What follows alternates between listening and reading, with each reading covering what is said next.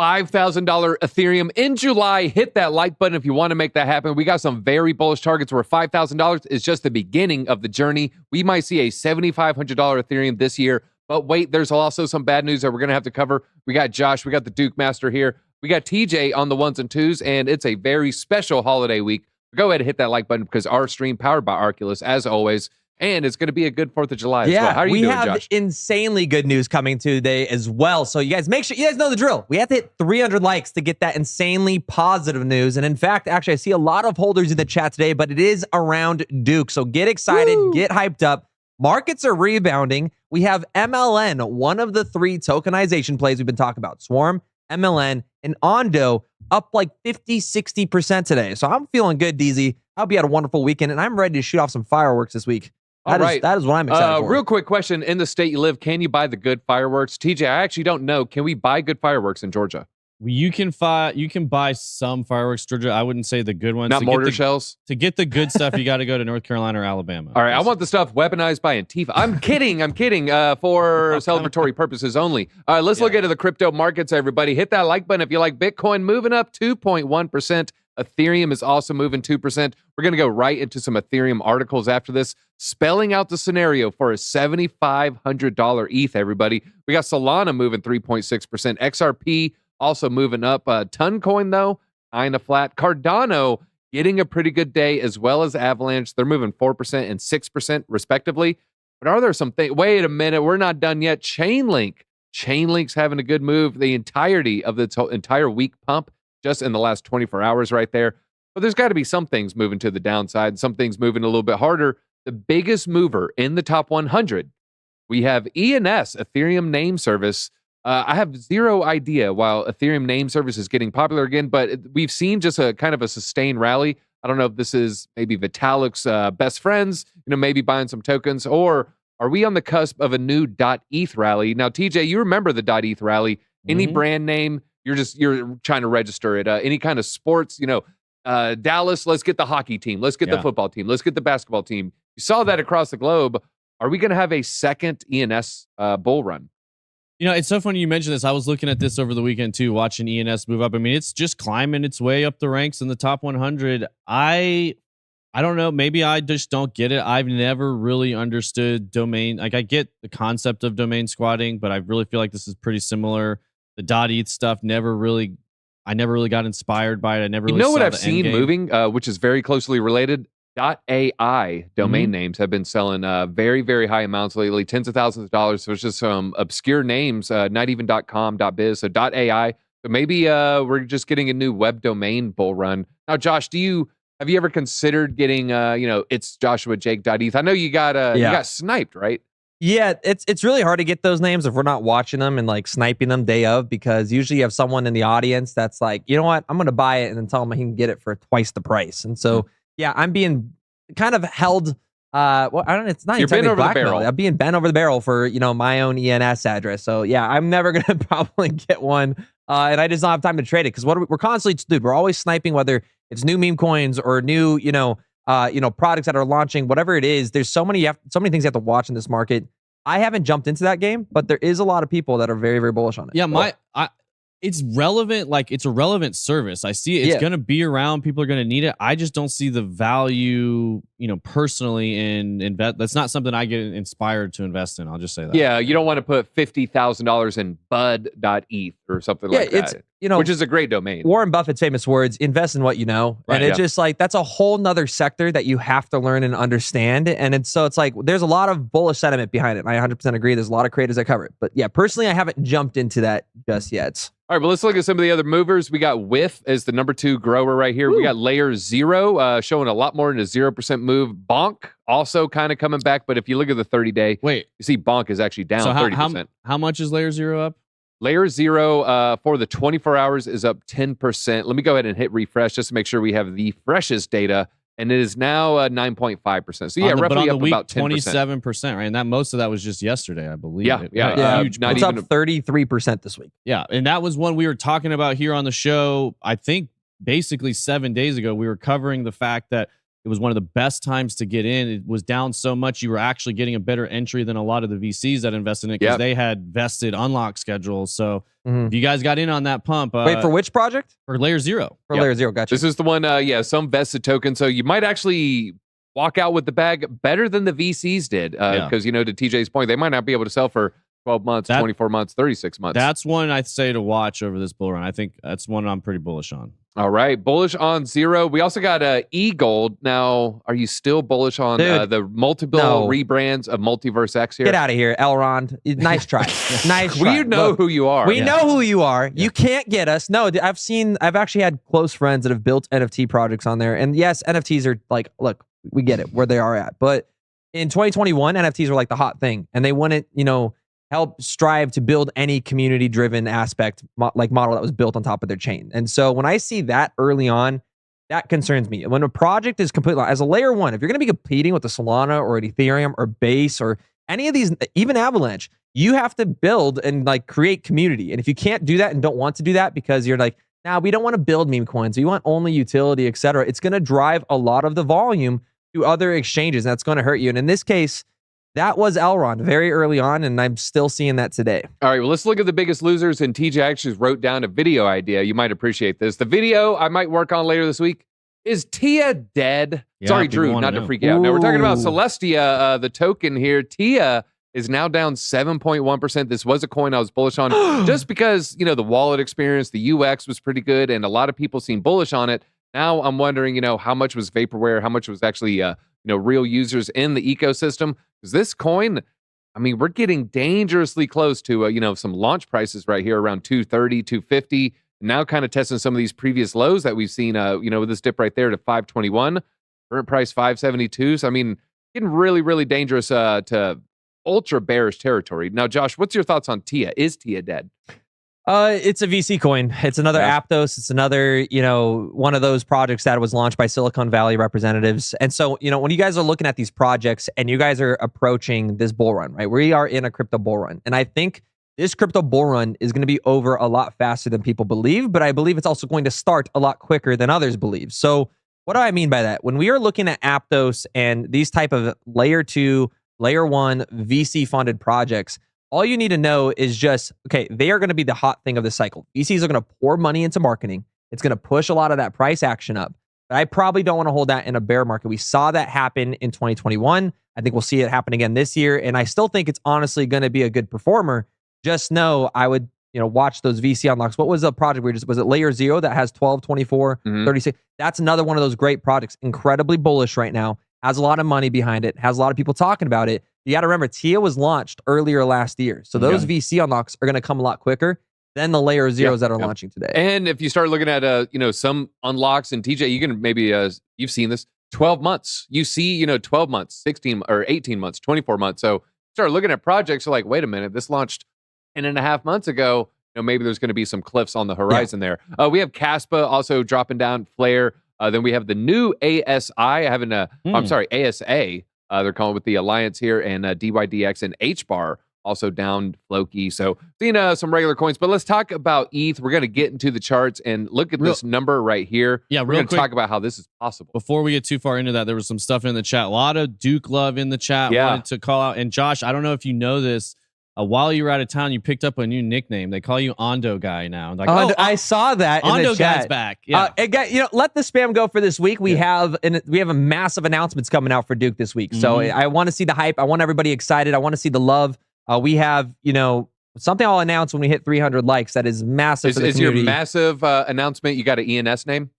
Not quite. It's a DOOK name. No, I'm just kidding. No, it's Ando Guy. But no, I will say this at the first. I am trying to list it on July 4th. I think Independence Day would be a sick day for a meme coin to launch. And so I think that, obviously list. It'll be its first exchange listing on July 4th. So we'll hope for that coming out. Yeah, you know what? There's only about 350 million people out of 8 billion that celebrate that. So there's still, most of the world doesn't even care about July 4th. Let's ask chat. How many of you hold DOOK? There you go. Spam it, baby. Get excited. It's going to be a great week. I also want to know from both of you guys and in the chat, I was asking this a little bit before the stream started. We're obviously July 1st, we're entering a new month. How are you feeling generally? I'm not going to hold you to any predictions or anything, but generally for the month of July, Let us know in the chat. 1, if you're bullish. 2, if you're bearish. Basically, are we going to pull back more? Are we going to see more selling? I know there's still some Mt. Gox FUD out there, but what do you, Josh, DZ, what do you guys think? I'm going to dust off my old saying from, I believe it was 2020. I can't remember if it was 21 or 22, but it was, dust it off. Buy in July because it's going to go high. Hey, I like that. I like that. Man, that's like a 2018, I feel like. I didn't even barely hear that last cycle. Yeah. That's a good one. I was probably wrong. I was probably dumping, and I'm just always eternally optimistic. But no, it might have been the June-July crash of 2021. But honestly, I'm thinking it might have been 2022 as we're still falling, actually. And your question was just, what are our thoughts on Bitcoin in July? Yeah. You think Bitcoin price goes up in July net? Are we going to be pushing all-time highs? Are we going to be breaking 64? Or do you think we're still flirting with 58? I think we'll be flirting with 69K again. Okay. I think, chat, give us your price predictions. Okay, give us your price predictions. 68K, 69K, 75K, 80K. Give us that price, maybe 40K. I don't know, maybe some of you guys are like, it's end all be all here. But yeah, no, I think, looking at the liquidations, looking at all of the FUD that we got in May and June, were heavy with FUD. I mean, it's been sell your bag, sell in May, walk away. Everybody was wrong about that. They were FUDding the entire month of May. We actually got the sell-off in June this time around. So, I mean, I guess if you sell the last day in May and walk away, I guess you would have been right. But in terms of like the FUD between presidential elections, Mt. Gox, FTX, I mean, there's so many FUD articles I feel like we've seen over the last 4 weeks. Yeah. It's time to see that liquidation turn to the upside. All right, we got a question from Mac Baby. I don't know if you could scroll up so I could see that one more time. It was basically an off-ramp strategy. If you had $2 million, I'll read it off would you? How would you offload that? Would you do 50K a week? Would you do multiple exchanges? I will say this: I would move into Tether more quickly than I would offload. So if you wanted to pull off 50K a week, I wouldn't only sell 50K into Tether. Maybe sell 100K, 150K, and then pull your Tether off in bunches. Again, using, probably the 4-year cycle for your exit strategy. I always recommend, and it's worked for me in the past, and it's going to work until it doesn't, at least. I've seen a lot of people have issues cashing out from an exchange straight to a bank. I skip that place. I got to add 1 to 3 business days to this, but I cash out from an exchange to PayPal and then pay my bank account from PayPal. And then so my bank account, the suits, they don't see funds coming in from a crypto exchange. This guy's got $4.20 rolling in from this crypto exchange. No, it's just coming in from PayPal. Looks a lot more normal. And TJ, you've known people who've had their bank accounts frozen. Absolutely. Yeah. I haven't had mine frozen. I've gone through losing bank accounts and dealing with all that sort of stuff. So his question, he had said at the end, would you off-ramp 50K through 2 exchanges, 2 banks, etc.? What would you recommend? There's a lot of different avenues. I think that was good advice that you gave as far as moving into stables first. Gemini to Bank of America typically works decent. But yeah, you want to have multiple options. I would, rather than you're actually better off doing one larger one sometimes than several every single week. I just kind of depend. Like if you're talking about laddering out of your crypto holdings at 50K a week into stable coins like DZ was referencing, that makes sense. I would do that and then do one large wire. If you needed to.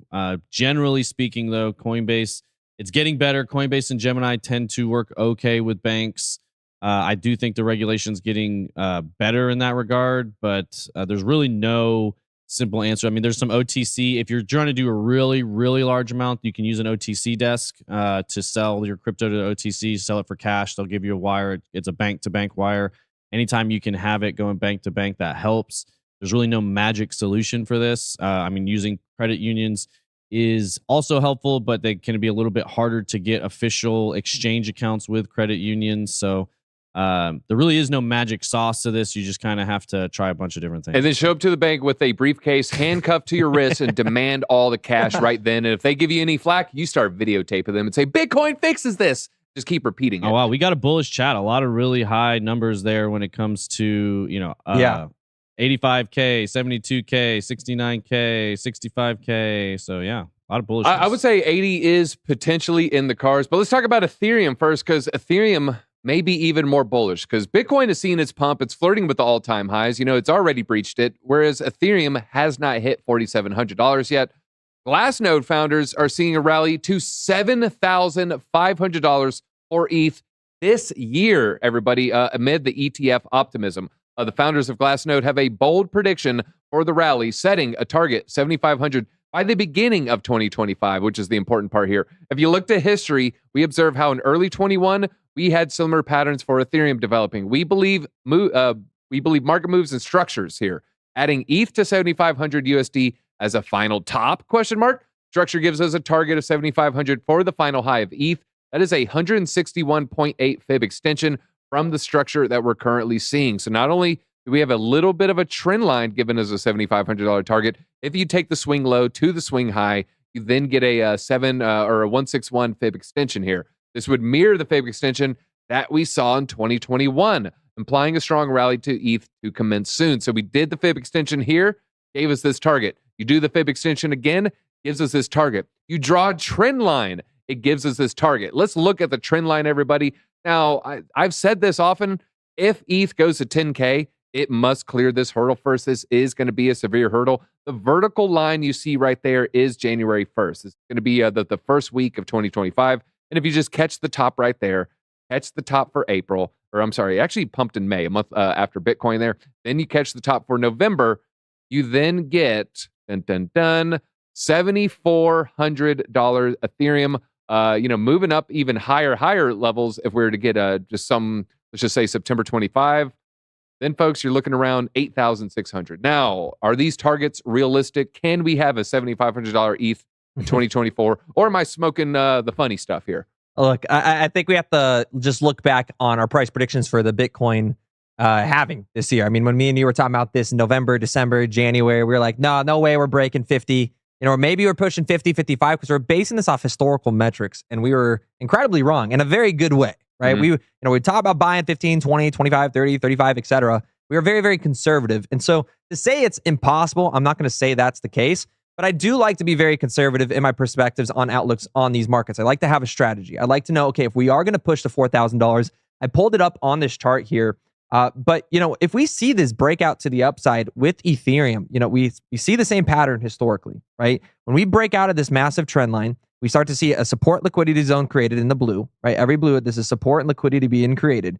And when that tends to happen, we do tend to see a pretty significant upside afterwards. So whether or not we actually come in and grab this at the $3,000 range, I don't personally believe we're going to come back down that far. I could be completely wrong again.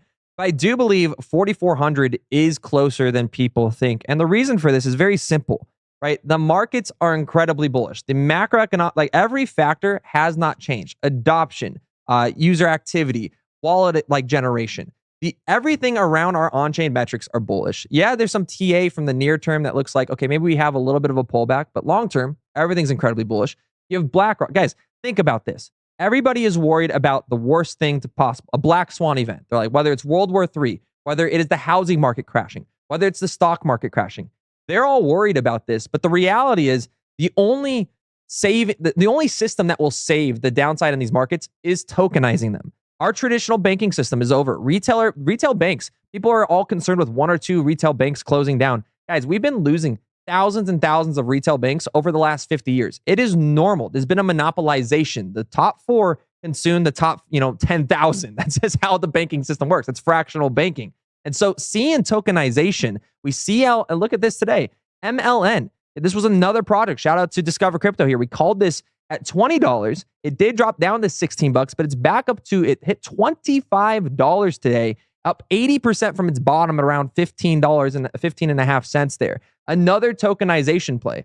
Why is this bullish? Well, it's because you're opening up global liquidity. We're talking the banking system, guys. Fractional banking. It's allowing that to inject steroids into its system and act much stronger, much more effective for lower the cost. This is fractional banking 2.0, and it is extremely bullish for the future of our markets. This will give us, you always hear that term. How far can you kick the can down the road? In my opinion, tokenization is allowing the Federal Reserve to kick that can further down the road. And that makes me incredibly bullish. Creating more dollars that then get locked up in these stablecoin assets. And, hey, what do you know? All of a sudden, buyers for U.S. Treasuries emerge out of the woodwork to the tune of billions of dollars. Amazing how that works. And you know what? Speaking of working, I want to give a big shout out to Arculus. Easily secure, store, buy, swap, send, and receive crypto with a simple tap. We have a link down below, and you use DC10 to get 10% off. But let's talk about ETH real quick. We've got a couple a little bit more bullish news, but then I got to scare you. I got to freak you out, and I got to spell a scenario. maybe that was the top for Ethereum. We got some people that are way too bearish. We're going But to zero. First, the bullish news, the ETFs, the ETH ETFs could create a second bull run, a second bullish narrative, and could attract up to $45 billion in inflows in the first year alone. I'm going to go ahead and skip to this part right here. VanEck adjusted their forecast for ETH earlier this month, now targeting $22,000 by 2030, largely off the back of the ETFs. Now we have a tweet that just really sums up the ETF story well. Early and easy, in my opinion, prediction by Nate Garazzi here, president of ETF Store. So definitely knows his ETF stuff. Spot ETH ETFs will be the second most successful debut in ETF history.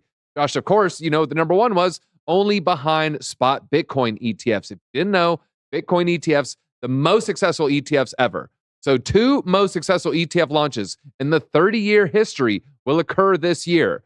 Bitcoin, Ether. Are you paying attention yet? Is this the real narrative? I mean, the fact that we have the number 1 ETF, potentially the number 2 ETF, but people are still sleeping on crypto and whether or not it's going to change the world. Yeah, I think your TradFi, your traditional markets guys are just gaslighting Americans. They're gaslighting global markets. I mean, if you ever type 1 in chat if you've ever left the country, type 2 if you haven't. Type 1 if you have, type 2 if you haven't. If you've ever left the United States and you go abroad, whether it's doesn't matter if it's the Middle East, doesn't matter if it's Asia, doesn't matter if it's Europe, you're going to realize that there's a lot more use case to blockchain than meets the eye. I mean, in America, they like to tell you, no, we don't need this. We only need the dollar. Go to a second or third world country that is struggling, that is dealing with hyperinflation, that is dealing with an authoritarian figure who is just enslaving half the population and allowing like less than 0.00001% to consume and have all this wealth, right? When you're in these foreign countries, you'll realize I learned this about Tron. I used to be a huge hater of Tron. I go to Dubai. Nobody uses ETH. They were all using Tron because it was cheaper, faster, quicker. In the United States, I'd go, oh, that's kind of a gross chain. I don't ever use it. It seems kind of scammy to me. It's their only way out.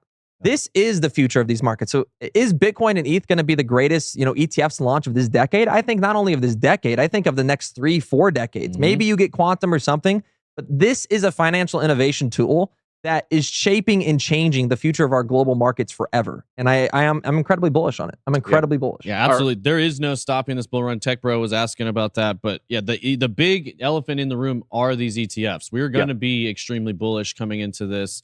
I think ETH, to be honest, 7,500 ETH this year sounds a little bit crazy at first, but then you start thinking through it and it's pretty realistic. And it's not an immediate light switch where ETFs on the market and your grandma's adding it to your 401k. We're still seeing the rollout for Bitcoin ETFs, and we are now 5 months down the line. It's July. We're about to be 6 months down the road. My biggest fear is that it goes to 7,500 too quick. I really would love to see this market go to 80, then the 70, then the 90, then the 80. Like, I want to see more of a stair step. A healthy growth. I want to see healthy growth, because if we don't get that healthy growth, my biggest scare is that retailers, when we break 100K, retail's going to come in like we've never seen before. And we'll repeat 2021, basically. Like on times 10, right? And we remember how stressful it was trying to teach people. They're like, should we get in? Should I buy? And we're like, it's like, oh no, I was telling you, December 2020, it was 25K. Then I was telling you in January 2021, it was like 35K, 40K. And then they finally buy in April when it's 65K.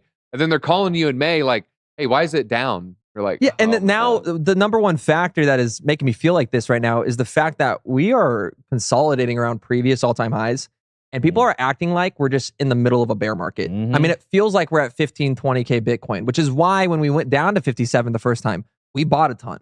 Again, recently, as soon as we broke 60K, it's so funny how Twitter sentiment changes. All your analysts go from like, oh, I'm still in that long. Buy the dip, to, okay, we're going to 49K. It's an immediate, it's a pendulum. It just shifts. I'm still in that long from 59 and change or whatever, where I like caught that exact 5-minute candle dip. I'm still in it. All right, let's talk about the bears news, because we got a little bit of bad news for the ETH ETF.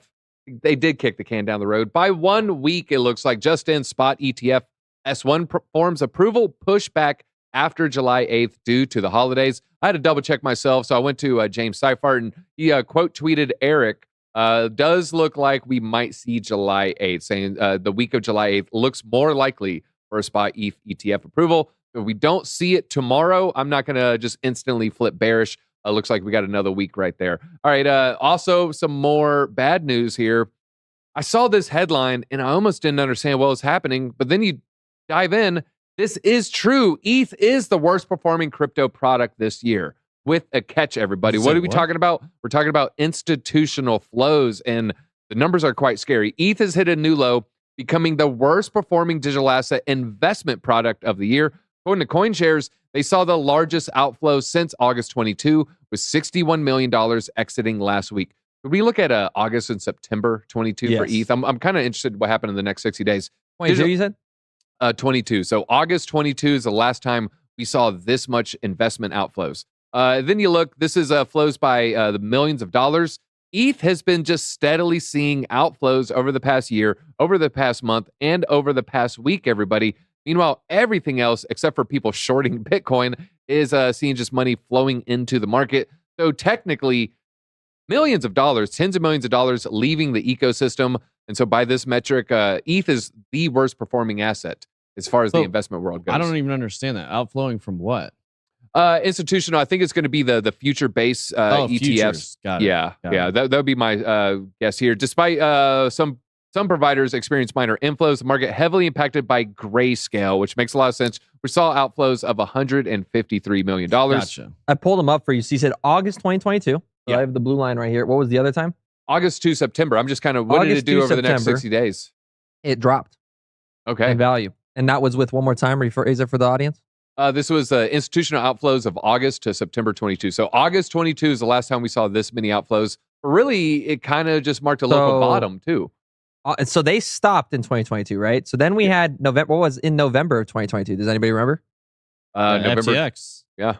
Is that 2022? Am I tripping or is that it was. 2021? No. And November 21 is all-time high. So if that's the case, I'm just double checking with me because I feel like I'm getting gray hairs. It's crazy. I'm getting gray hairs, guys. It's because of the stress in the crypto market. You're selling your Tesla getting a DeLorean, right? Yeah, probably now. I gotta go back to a Corolla or something just to help my back. But no, look at this though, right? So if you look at the same pattern that's taking place on the outflows for Ethereum, right now it's the same time frame for the outflows of the institution. So unless we have an FTX, which is a black swan, can't predict that.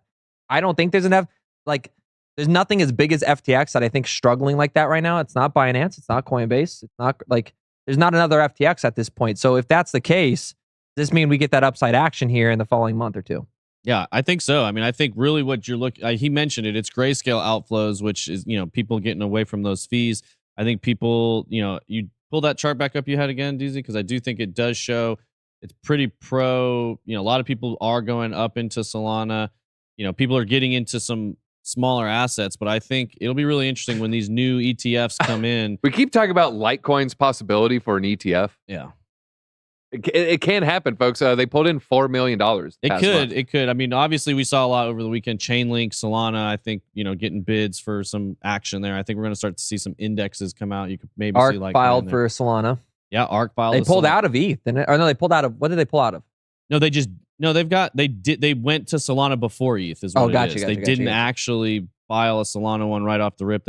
Or an ETH one right off the rip. They filed Solana first. So it would be those things I think are going to take a little bit more time. The inflows and outflows with Ethereum will be fascinating. I think we're going to see the same thing we saw with Bitcoin, where a lot outflows into Grayscale, into the new products that get lower fees. So yeah, I think we've got some bullish activity coming up, but the ETFs are a new wrinkle in the cycle that we're going to have to account for. But I think you mentioned it well. I mean, it was Faden TradFi was talking about, I was exit liquidity last time. I'm going to be taking it this time. And really a lot of people came over from TradFi this time. And what country had the most exit liquidity? They also break it down by country. Justin Trudeau's Canada seeing the most outflows by a wide margin. Also followed closely, or at least relative by GDP, Sweden. Sweden and Canada. People are fleeing those. I guess they don't like Trudeau's policy over there for some reason or another. I don't know. All right. Also, other little bad news, but some would say this is good news. What are you talking about? ETH network fees hit the lowest level since 2016, with 9 of the 10 lowest periods recorded last week. No one's using Ethereum, which is kind of shocking right there. But also the upgrades. I think that's also due to the actual improvements and upgrades kicking in. Yeah. So it's driving the fee cost, the cost of using it down. I'll say this. I've been trading more than I've ever been trading on ETH recently, but it's all been on Base, a little bit on ARB, a little bit on Polygon. I'm all on Base right now, yeah. Yeah, I'm trying to think. Maybe of my last 20 ETH transactions, maybe 1 or 2 on mainnet, and that's just like transferring funds to then go onto an L2. Yeah, it's all about solar base right now, to be honest. Unless you're like transferring ETH to Ando or something. Yeah. Ando guy here. We do have some bullish indicators though. Ooh. Classic Bitcoin indicators flashing bargain opportunity amid market fear. What are we looking at from this analyst over at Rect Capital, DZ? This looks pretty good interesting. old with the Rect pi cycle Capital. top. We do like Rect Capital. I might have to. I might do a thread on something he was saying about Chainlink later in the week, though. But in a new video update, he's looking at the pi cycle top indicator, which has been used for nearly a decade here. Top indicator, it uses the 111-day moving average and a multiple of the 350-day moving average. And according to Rect Capital, price trading below the 111 historically has been a bargain opportunity for Bitcoin bulls. If we're thinking about this having a year, then holding this moving average is quite important. We've seen small deviations and a deviation below the orange moving average. Historically, bargain buying opportunity. And we're now seeing this deviation for the first time all year. Throughout 2017, any deviation below the orange has been a fantastic buy-side opportunity. This is probably going to be the moment of absolute extreme fear and capitulation on the sell side. And on the upside, we see revisits to the green moving average. And so here's the two averages right there. You see the green one on the top, the orange one on the bottom. And anytime we're below this 111, good buying opportunity. If we look in, let's just say we're trying to maybe replicate this 2021, 2020 area. We want it to be, I guess, matching the March 20 crash, but we definitely don't want it to be the sell in May, walk away period, because that could be very, very ugly. Yeah. I'm not going to just say, oh yeah, 100% bullish off this metric. Well, I would, because we do have another indicator that's coming up right after that. And I actually pulled it up and zoomed in on it to make it easier for us to read. Yeah. So this RSI one, I pulled it out. I want to draw on this a little bit because it makes me a little bit bullish. If you look historically, guys, this is the CMF. So we have the RSI right here. The CMF is the bottom one. Okay. So this right here, RSI, CMF. The 4-week, by the way, this is 4-week candles. 4-week candles. And if we look at the 4-week candles, what you'll notice is every time. Go to that screen. Yeah, it is right on there. See these up arrows. Oh my goodness, we're really zoomed into our faces there. Please give it to us, TJ. He wants to see us. Can you see this, TJ? Oh, you want to see this? Hit that like button, everybody. Hit that like button if you want to see this metric. Boost the algorithm, guys. Put us on that For You page. We love you guys. Thank you for the support. Spam it. Spam it. Dude, I was looking for a different I want as many likes as the eyebrow hairs in my eyebrows. There's thousands in there, guys. Go like that up. But the CMF here, guys, you can see every time we flip to the green, it calls a blow off top. So this right here, green, blow off top, green, blow off top, green, blow off top. This is 2018. Now, if we move over and notice with the RSI, right? The RSI shows that you're getting that double top. RSI, you get that top, right? That is how you see if we're at the top of a market cycle. So if the RSI is at its peak and we're in the CMF, that is when we get that blow off top.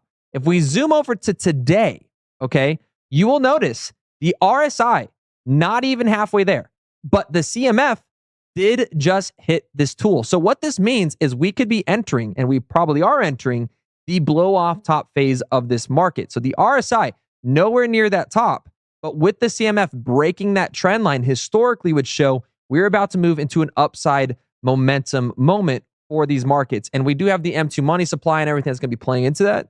I actually feel like this is pretty close to being, it's pretty accurate. This seems pretty accurate. I like it. And that is on a 4-week candle. Let me go ahead and maybe I can type this in real quick. Oh, I got to do custom range and I got to go full screen. I'm just going to go 1 month. Right? Yeah, I'm just going to go 1 month. Just kind of see what we're looking at here. And wow, I'm seeing something very similar on the Ethereum chart. You can see as the RSI went into that overbought territory, that ignited the bull run, did the same thing in 2016, 2017. Oh, but man, this is a make or break moment. It looks like we tried to break above, but now we're going down below. Tried to break above, now trying to go back below. I think the next time, probably the time we would go in with conviction. By the way, put something amazing in the chat here that I was thinking about the other day, and I'm going to tell you why. He said, an indicator that nobody looks at is the amount of money that crypto companies spend on advertisement. Usually that's a sign of a bottom because every company wants you to use their exchange. What I want to bring up with that, very great point. Now add on to that. What are crypto companies investing into right now that's not advertisement? What are they invested? They're buying mining companies. Lobbying. Lobbying too. All Yeah, their money fair is shake. going to lobbying after this. So for a 2025 blow off top, which I'm more like maybe Q1, Q2. Once the politics is over, once the presidential election is over, that lobbying goes to zero. Not zero, but it effectively drops massively. Now you have hundreds of millions, if not billions of dollars opening up to new advertisement. Something to think about after the election cycle coming up in November. All right. Now, speaking of a cycle, we got the cycle of the stablecoin holders. This is a stablecoin outflow mean, just kind of looking at how the movements are kind of coinciding with some tops and some pretty strong movement. But now it is suggesting the sellers are now exhausted. The reduction in outflows suggests that investors are more inclined to hold their assets rather than withdrawing cash from the market. So now it seems like the paper hands are out. We're waiting on the sidelines, and this could be the start of our rally. It could be buy in July, and it'll stay high. What did I say? I already forgot it. You had Buy in July and it'll go high. It'll go high, yeah. Buy in July, it's gonna go high. Yeah, there you go. It's gonna go there high. You go. Sounds like I got high, everybody, but no. It's it was a long weekend. We were hosting family. We went to the botanical gardens. Stayed up late watching nice. a Nickelback documentary. Wow. Chat. What are your thoughts about Nickelback? Some say it's the most hated band in the world. Some say very underrated. W in the chat if you like them. L if you don't. Yeah, W for, hey, I like Nickelback. I'm not ashamed to say it. L if you hate I think Photograph. they are one of the hate it. greatest bands to ever walk this earth. And why? By sales. By sales. by I sales think they by are. marketing, no matter what, the reason why you hate them is because you've heard them so much. Mhm. Okay. It's also been known to be called corporate rock. It's kind of just appeal to everybody. Isn't that like anything that goes viral? Like then all of a sudden you hear it in Cole's. It's so famous, and all of a sudden it's that's Cole's music. You know, like TJ, Bruno Mars, Cole's TJ, music. You know, would you give it a W or an L? As far like W Nickelback. was what good Yeah. and L was bad. Yeah. You know what? They deserve the hate, or you know what? No, man, I actually gotta low key like them. I wouldn't see. It's hard to say low key like that. I would say they've been a very successful band. You can't hate on the success. That's kind of what I would say. They've made some decent Careful songs. answer. Presidential debate answer. here you go. They are the Pepe of rock music. Okay, I don't know what that means. They Expand. are, whether you like it or It's an not, it's alt-right- worth billions of dollars. Yeah, it's one of the top projects. Loved by right? beloved by alt-right figures, right? I guess. Yeah, and Yeah. I guess that's what you could say. Had they been less successful, people would probably hate them less. Yeah. That makes sense. I'm seeing a lot of Nickelback fans chat. Yeah. Oh my god, my W. fiance is gonna love this. Yeah. I think Nickelback should launch a token. Yeah, there you go. I would buy that meme. coin. The meme is it will go to a nickel. Yeah, there you That's go. the Go to a nickel. Oh. Yeah. You do like 5 billion supply or something. You do some sort of thing where it's like, we hit 20 billion market cap. We got a nickel. I don't know. You do something like that. There's The something ticker's there. what photo? I don't know. Well, speaking of love that. nickel backs, I got nothing to transition except to this photograph here. Bitcoin macro chart. Look After at all, this. the monthly close was never bad. Bull market is still on. We had a phenomenal, a beautiful monthly close here. That is very bullish for the month of July. Bitcoin sees all-time lows weekend trading levels following ETF approvals. This goes to, I think we can get to the next article here. Read Music Tag because he has music in his name. So clearly Music Tag likes music. Wait. Music tags. Nickelback is for fans that don't understand intricate, well-written music. Again, that's that. Pepe's that's like saying you for can't like crypto Doge. holders that don't understand true utility. Yeah, that's right? like pop music. It's the same thing, Yeah. right? I think it's the same here. All right, Um, TJ, a closet Nickelback fan. Yeah. I'm a closet something. I don't know. We're actually listening to it in the background. Chat just Saw can't them hear it once. here. Tickets were $10. Hey. Okay, all right. They do like the Kid Rock cheap ticket move, I guess. Scott Stapp, I think, changed his whole face though. That was the big takeaway for me for watching that Well, documentary. If you're exhausted from this Nickelback talk, we do have sellers getting exhausted here on Hey. Chain Metrics. So this reduction in outflow suggests that investors are more inclined to hold their assets rather than withdraw cash from the market. It's weird. Cash Yeah. is trash. Sellers are starting to not sell. We had that peak. Look at the peak selling pressure here, guys. Peak selling pressure. Stablecoin outflow would have been in April of 2024, so right at the peak, and again recently at the end of May, and we are back down to levels that we haven't really seen since before the major run to $72,000. It's butt rock. All right. We also have some big whale activity happening with Bitcoin. I'm probably going to do a big deep dive. We got a new video series. We're going to do some more uploads at 7 p.m. and I'm going to cover Bitcoin in July. But while you were scared, someone bought $500 million worth of Bitcoin from Binance And Big not money. only that, we have Mr. 100 has waken up again. Looked like he had purchased 810 Bitcoin over 5 days, 1,956 Bitcoin. If you're wondering what is that value, $120 million. Dang. However, on the other side, it looks like institutions, so it's not just mystery whales. I don't know if you saw this, TJ. $105 billion. I love that they use white font here. Yeah. $105 billion electronics giant Sony. Some people probably watching on a PlayStation right now to launch a new Bitcoin exchange. Sony Group. Sony does a lot of stuff, folks. I remember looking at Sony years ago. It's like insurance, electronics. They like build tiny homes. Dude. They do like a lot of stuff. It's surprising how much stuff they do. But they're looking at buying Amber Japan and relaunching as S-Block's Bitcoin and crypto exchange, marking the expansion into the Bitcoin space. What are you going to say? So Sufficient, shout out to Sufficient here. DOOK holder, by the way. See his Twitter profile. But hey, Jay, do you look more into Enzyme? I did in Telegram. If you stick around, make sure you subscribe, like this video, guys, and get excited for the 4 p.m. stream. I'll be covering in depth with you again there. I was covering it in the Telegram. If you're not in the Telegram, we have a huge announcement today at 4 p.m., so come join.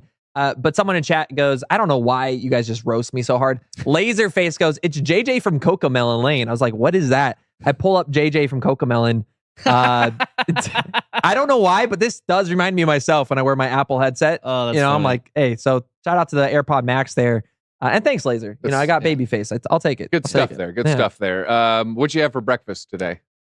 Wonder bread and milk. Okay, Wonder bread and milk. Yeah. Hey, man, nothing wrong with that. He cut the crust off too because that'll upset The crust his tummy. hurts my tummy. Yeah. He re-pasteurizes his pasteurized milk. He boils it a second time. All right, Sony purchased Amber Japan in 2023, so this has been in the works. I remember this kind of got lost in the bear market. Didn't really hear about any of this, and then now they started releasing some plans. Looks like they rebranded it. And I would say this: when a large corporation rebrands something, TJ, if you had a guess, what did Sony spend just on consulting this? Oh, Millions? Who knows? Yeah. Let me guess, Probably. I mean, 1.2 would you billion. be surprised if it was under $1 million? Would I be surprised? I mean, I could believe it was under 1 million, but I'm sure they blew a lot of money. That's what they do. I think Yeah. $89 million, $69 million. Yeah, they got like consultants. They're like looking at logos. They're checking domain names, so they're probably going to do some sort of concentrated push. And so to me, this just may be signaling maybe the government of Japan could also be looking to fix their governmental issues, involving their bond, their currency, the yen. And so, just a little bit of, maybe reading between the lines there, but Japan definitely moving more pro crypto. Sony, very, very close with the government there. And that actually, real quick, go back to that article from Bitcoin Magazine, which reminds me, we're going out to Nashville for the Bitcoin conference. I don't know who all is going to be out there, but you guys should swing by. We're going to have a lot of fun. Going to be doing a lot of good content and streaming out there. That's in the middle of July, and I think we could be pushing all-time highs for Bitcoin around the time of the conference, which would be great. We need it because when me and Josh did the last conference, remember I was like, guys, Bitcoin all-time high today. I thought in my mind when I was doing the speech, there's going to be like 80 of these days in 2024, right? Yeah. Like it'll be like the next week I'll have like 5 of the next 7 days will be all new time highs. It just keeps going up and going up. It was like the last time. It's been like just downhill from then. So like I wish I would have just been in that moment even a little bit. So more. say that they spent all that money on consulting, and we probably got the best branding right here from Mr. Techno Kitty. Sony exchange name, Trade Station. Oh, that's so would have been good. amazing. Tech, they should hire you for consulting. I honestly think it. I wanted to bring that up though, because back to the article here, $105 billion electronics giant. I just want you guys, if you guys are ever starting to get bearish on yourself, realize more and more companies are adding Bitcoin to the balance sheets. You have Sony here launching an exchange. You have to be wearing a helmet if you don't think they're going to have that on their balance sheet. Oh my God, yes. Just remember, when we have 3 to 5% of account like company balances in Bitcoin, the amount of volume that's going to bring, the amount of value that is, and the amount of supply it's going to bring off exchanges, again, $100,000 Bitcoin right around the corner. And we right keep around the saying corner. Silicon Valley is going to ignite this corporate asset, domino effect. Like, oh yeah, this Silicon Valley company is going to do it, and they're going to do it, and they're all inspired by Tesla and Elon and Silicon. It might be Japanese and South Korean tech giants. It could be a Sony, could be even car manufacturers. It's one of those gradually and then suddenly moments again. I was having a dinner with somebody yesterday, runs a big, his business is pushing $100 million in revenue. and he's about as traditional as it gets. Doesn't really do technology. You know, he'd much rather just be out in the woods doing something. But even he's like, look, I'm sitting on all this cash. I need to figure out something to do. Can you just help me come, you know, put something Was in it Brian? Is his Airbnb just blowing up like that? No, ironically, the guy's name was Brian, but it's it's somebody that you guys don't know. And we were chatting about it, and this is somebody I've been talking. He's heard about this. We've been talking about it for years at this point, and he's finally he doesn't even really know what ETFs are or any of that kind of stuff. But he's had enough cash, and all he's done in the past is he buys warehouses and real estate, and that's worked out pretty well for him. But I mean, I think those conversations are happening all across the globe right now, from small family offices all the way up to these big billion-dollar corporations. So the billion-dollar corporations get the headlines, but this is he owns 100% of his company, not public at all. He can go smash buy stuff and nobody knows about it. And I think that is a very underrated movement that's coming to this space faster than it ever has before. And yeah, go ahead. That's a great point. Private company, like people. Chat, how many of you know who Jim Simmons is? This is the greatest investor to ever walk this earth. People think it's Warren Buffett. People think it's, it could be some major asset management company. This guy pretty much is a dev that has trained machine learning models with his company, and they've outperformed the S&P 500 they've outperformed Warren Buffett by like 20, 30x per year on average every single year. It's a private institution. You can't get in. They closed it, I think, in 1983. They don't bring new people in. This is as old money as you can get. Whoever is a part of that is going to they're going to be ultra rich billionaires for the rest of their life. Privately, though, and to TJ's point here, you can't see what they may or may not be investing in because it's all private, 100% owned. So again, you could see that from other institutions. You can see that from other private companies and corporations that are crushing. 100 million in revenue is absolutely insane. I mean, that is a shout out to your friend there. Does he want to come hang out here sometime? Yeah. That's just, out of this world. So something to think about. Like, remember, we're talking even 1%. 1% of these corporate balance sheets transitioning into that as a reserve asset or just adding it to their balance sheet. Dave Portnoy said he would do it at 40K Bitcoin. I think he's going to miss out on that. Yeah. But seriously, it's incredibly bullish. Speaking of bullish, why hasn't anyone come up with a crypto conference in Myrtle Beach? That would be awesome. Have you been to Myrtle Beach? But then that leads us to the next comment. These guys always refuse to talk about Shiba. Well, that'd be the perfect place for a Shibarium conference, Myrtle Beach. And if you're wondering what Myrtle Beach is like, just think Jersey Shore with a little bit of redneck. I'm from 45 minutes north of Myrtle Beach. I go to Myrtle Beach all the time. To the meme coin talk too. It just personally, we haven't talked about Shiba because it's not been like the trendiest meme coin right now. Boys Club I'm a huge fan of Boys Club. I love Pepe. I think Brett is great on base chain. I think Andy's another one. You had Landwell just launched. That's been talk of the stream. Of course, Duke in the chat, guys. We are about to hit 300 likes, guys. Smash that like button. I have a huge announcement for you guys. You guys want to hear this, okay? Duke is a project we launched, 100% fair launch, community driven, stealth launch, no early whales, no inside trading, no KOLs, no team allocation, no nothing. It is completely for the community, and we're integrating as a mascot to multiple brands, and I'm going to talk about that in just a second. But yeah, Shiba just hasn't been that top one. Even Bonk stole kind of the narrative for a little bit with the Solana phone, right? Yeah. So Ponky's been changing the narrative with their animations. There's nothing like it. Their Instagram's crazy, right? Duke's like it. We got animations, but Ponky's another great one. So it just kind of moves with trends. And then the most recent one, of course, was Iggy and Daddy Token from Andrew Tate. Yeah. So it was like a celebrity wave. Yeah. So I think SHIB will be talked about again, but that was definitely a 2021 meme coin. Shout out to Waka Flocka. I live in Myrtle, love North Myrtle. Shout out to Suck Bang Blow. It's a bar out there. Lots of good memories out there. Kelly says it's like going back in time to 1987 vibes. A lot, but with more turquoise and a Vanna White photo every now and then. All right, sounds fun, actually. It's the miniature golf capital of the world, actually. Hey. Peter Thiel, we're only going to play a segment of this. He feels the majority of the value has already been extracted from Bitcoin. He's the founder of PayPal, ended up buying X, which is the payment platform from Elon. So actually was at PayPal before Elon bought Elon's company. Very, very smart guy. Also CEO, founder of Palantir Technologies. Vision of Bitcoin or these cryptocurrencies as sort of a, cypherpunk, crypto-anarchist, libertarian, anti-centralized government thing. This is always, the line. Isn't that what got you interested in the first place? That's what I thought was terrific about it. It's what a lot of people thought was terrific about Bitcoin. And then the question is, does it really work that way? Or, has that thread somehow gotten lost? And so when people in the FBI tell me that they'd much rather have criminals use Bitcoin than $100 bills, it suggests that maybe it's not quite working the way it was supposed to. Have you sold Totally poking a hole in the terrorists love Bitcoin narrative. any of your Bitcoin? I still hold some. There are all these. You can Bitcoin? tell he is very wary about talking about his Bitcoin balances or what he sold, bought, anything. I still hold some. There are all these ways I didn't buy as much as I should have, and I'm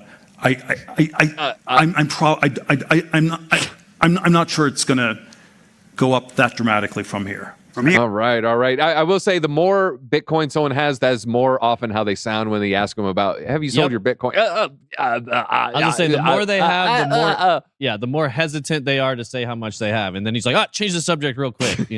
Very, very much so. German and U.S. government moving $150 million in crypto. Of course, Germany's still selling that Bitcoin. Germany, stop selling your Bitcoin. You are going to regret it. I know you got some short-term issues. Dang that pipeline, but now I got to stop talking about that stuff. We'll get demonetized. All right, Bitcoin miner withdrawals plunging 90% post-halving, signaling weakened sell pressure. So it looks like the miner exodus has largely happened here. And so the withdrawals have decreased 90%. So the block rewards were cut in half. Everybody left. And then, all right, there's still a couple people leaving the ecosystem, but the exits are down 90%. So that means if 100 people left last month, this month, only 10. And so the withdrawals are down 90%, aka meaning the miners turning their rigs off. So basically, we're getting pretty close to, all right, now it's gonna be time to turn it back on. The reason that happens, they have old equipment, and then it's just no longer viable. It's no longer profitable at these prices, and that's generally when you see miner capitulation, people starting to turn their miners off. That precedes a large run up in the near future, which so many indicators are showing us that we're getting set up for. I have a representation or visual representation of that for chat. If you guys need to understand what that means, the last time we saw the capitulation at this rate was after the market bottom with FTX. That was the worst moment for miners at a negative 7.6% now where we're at here. So we're actually even lower. And you guys should know this by now, right? Buy when there's blood in the streets. Be fearful when others are greedy. Be greedy when others are fearful. And when you're at max fear, you're at max sell-off, right? This isn't when you want to start being, scared. This is when you want to start looking for opportunity. And what's the difference between this time at -8 and this time at -7?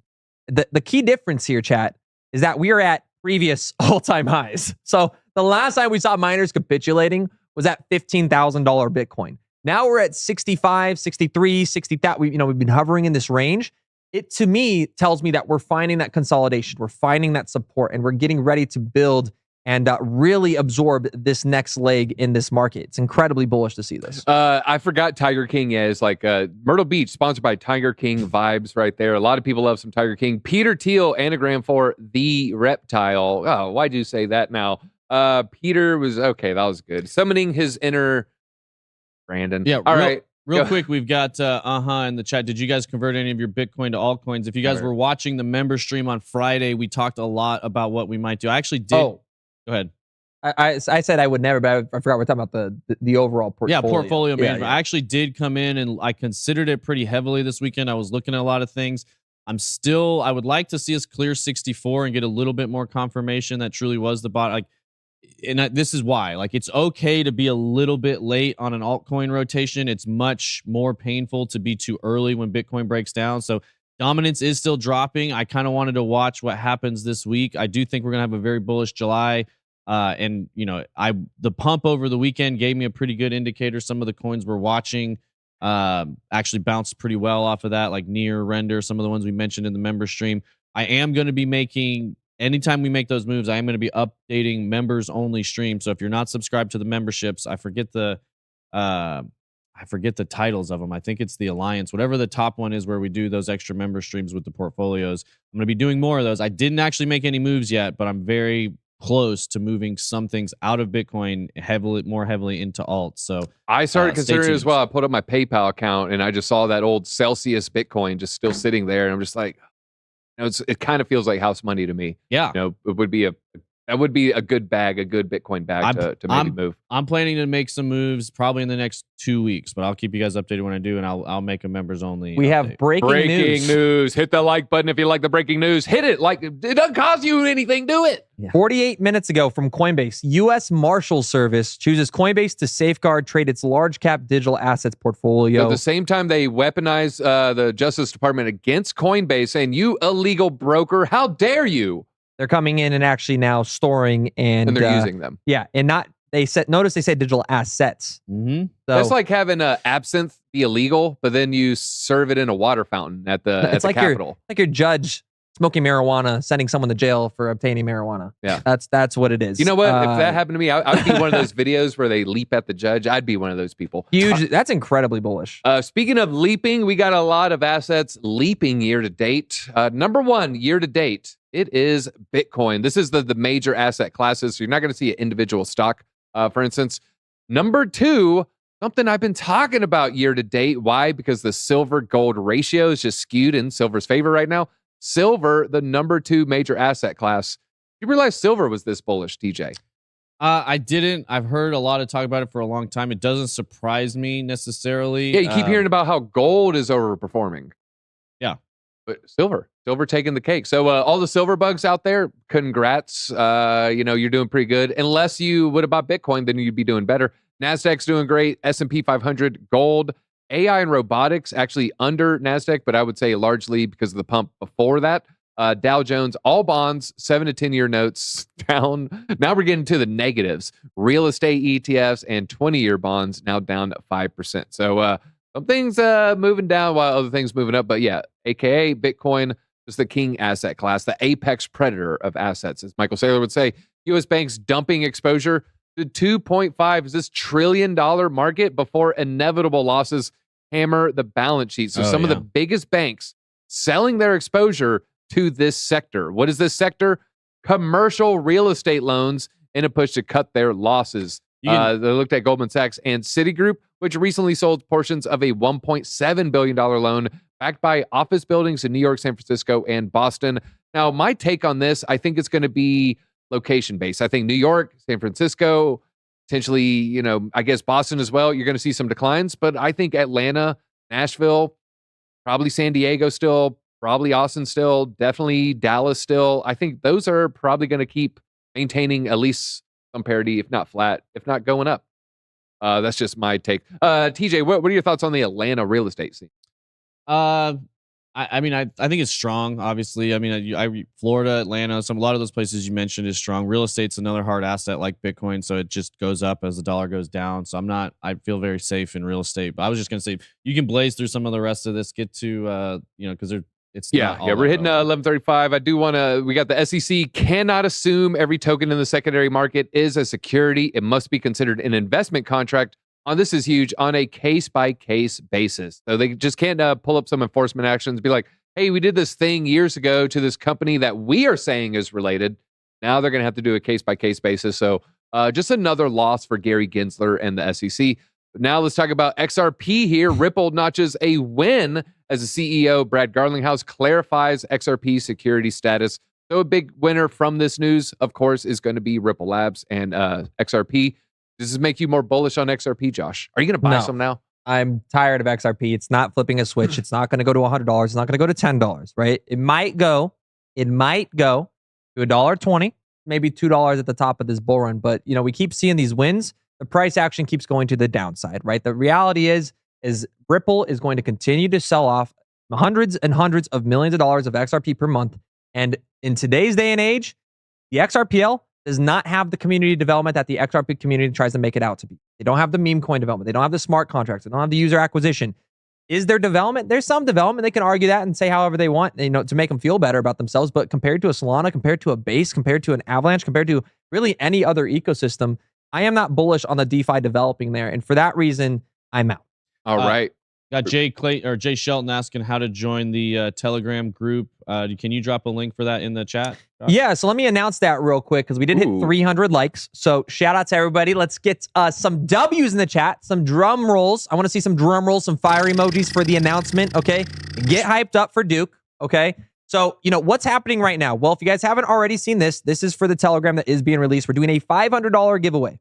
$500 giveaway in partnership with my newest partner, which is going to be CoinW here. And I would like to see him on Discover here as well. It's a great exchange, guys. They're going to be listing Duke.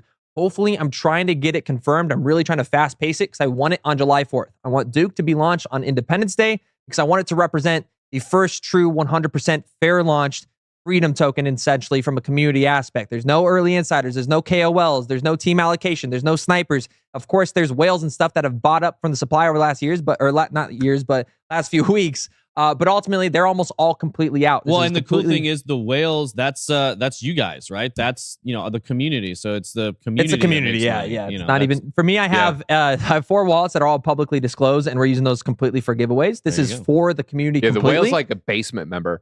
Yeah, probably. I know a couple of them from the Telegram chat, but either way, it's all good. It's a great project. Animations are great. Gifts are there. We're doing a $500 giveaway, and we're also doing an airdrop with CoinW. So anybody that signs up for this here, I'm going to put the link in the chat for you guys through the Telegram. You have to do it through the Telegram, guys. You have to join through the Telegram. It's completely free. But if you use that link, you'll qualify for an airdrop for Duke. And some people, they get scared of airdrops. But here's where it's very, very bullish. Okay, the airdrop, not going to be anything that is crazy that's going to hurt price. Right? People go, oh, selling pressure. Now, guess what, guys? This week, the Duke bot is also launching. And the awesome announcement that I get to share with you guys today is 5% of all the transactions on this bot, which is you got to hold like 20 tokens or something. It's insanely cheap to use. You can use it as long as you hold the 20 tokens for free for however long you want. 5% of all transactions are going to be going to buying, and I'll be using that to burn the Duke. So you're getting market buying, volume, and burns all in one go with the Duke airdrop that's coming out here this week. So this is incredibly bullish. The volume from the exchange is going to be awesome. We're going to be using that to also hopefully get some, maybe we'll take a community vote, obviously, but get some KOLs and stuff like that in. But there's no early KOLs, so we're not worried about a 12-month unlock taking place where all these KOLs are going to dump 30, 40, 50% of the supply. Over 80%, if not 90% of the tokens are completely given to the entire community. There's very, very, very, very, very few whales that actually exist within this. So shout out to you guys. Get excited. Get hyped up. And I can't wait for this bot. It's crazy. It's going to change the game. All right, go ahead. No, Blue Collar Mining asking where to get Duke. Yeah, so right now it's just on Base, so you can get it through MetaMask or your Coinbase wallet. But as of this week, sometime, it is going to be available on CoinW. CoinW also has, and you have to use that link, guys. Make sure you use that link so you get the qualified airdrop there and qualify for the giveaway, which is $500. Don't go miss that. It's free for you guys. But ultimately, they have Ando, they have Stacks, and they're a partner with us. So they're going to be listing any products that we are really into here to keep us all in one place and make it easy for us. I like that. Yeah, you get on Uniswap. Just 2 quick things I wanted to cover. Vitalik's wallets seem to be doxed. Arkham did some pretty good job. They did some sleuthing, and they found it is now valued over $800 million. Not bad. That is not even including, remember, he got half the SHIB supply. Imagine if he would have kept that, it'd be even more than that. And also, big shout out Polkadot Peak.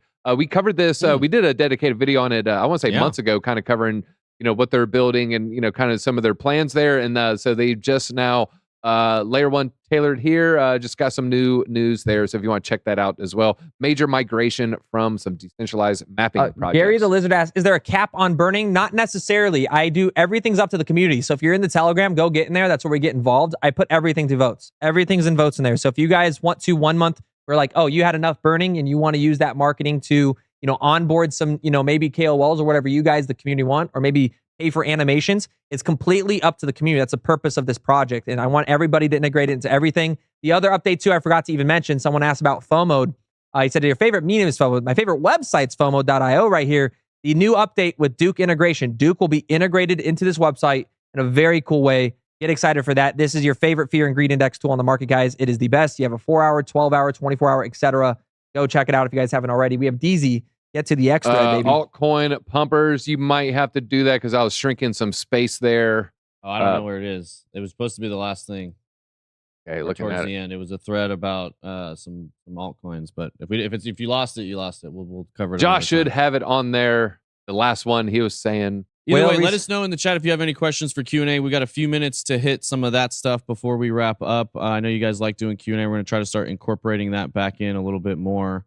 We have list of 50 altcoins. That the one you're looking at with 10 to 100x potential? Yeah, let's see it. Yeah, so list of 50 plus altcoins with 10 to 100x potential. Nice. Love to see the RWAs here, which, by the way, DZ, we didn't even check this out. Where are we at today? Launch dashboard. We are at the U.S. Treasury. 1.9. Close. 1.78. We're Yeah, up 1.1. I was close. 0.01. All right. 6% bit off. of a push I'll take there. it. Bit of push there. But yeah, for RWAs, Ando's props, Prop C, Rio, Leo, and Boson.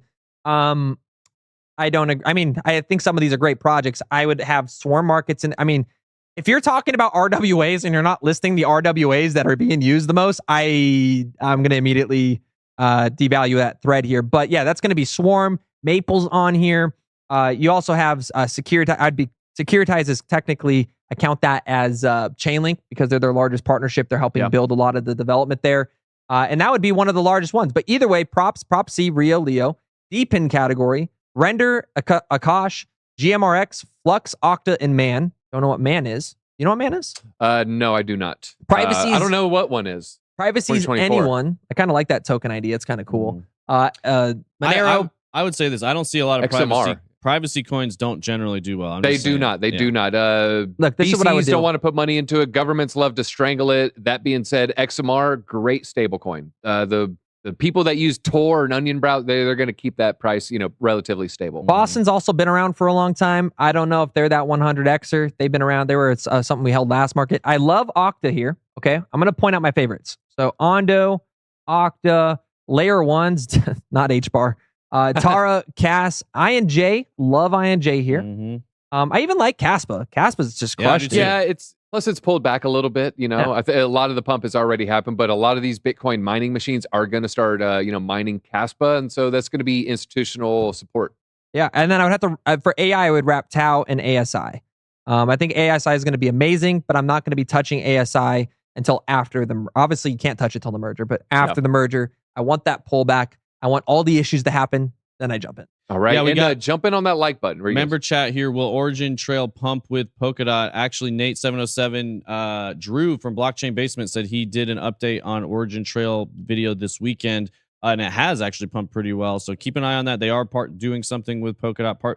Both Polkadot and Cardano are doing a lot of different partnerships right now. It'll be interesting to see how they fare through this next. And I have to answer to everybody. They've been asking about Arrow all stream. Yeah. What are your thoughts on Arrow? Because it has pulled back quite a bit. It's down to 6.5 or 65 cents. My thoughts on Arrow, guys, is as soon as the on-chain metrics start just ramping back up, it is the liquidity provider for Base here. It is the largest, and I honestly think it's going to be worth. I think it has the potential to do a 10x this cycle. It's a falling wedge, which is typically bullish, and it's at the previous point of control, which could act as support. So I think this is something that could hit the billions. TA, The other one is chart. the other one is Velo here. But when you have politicians inside trading these, the politician literally bought Velodrome.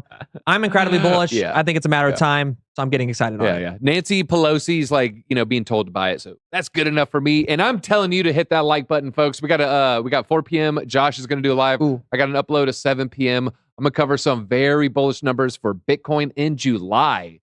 Going to leave you shocked. We talked about ETH this morning. We're going to talk about Bitcoin.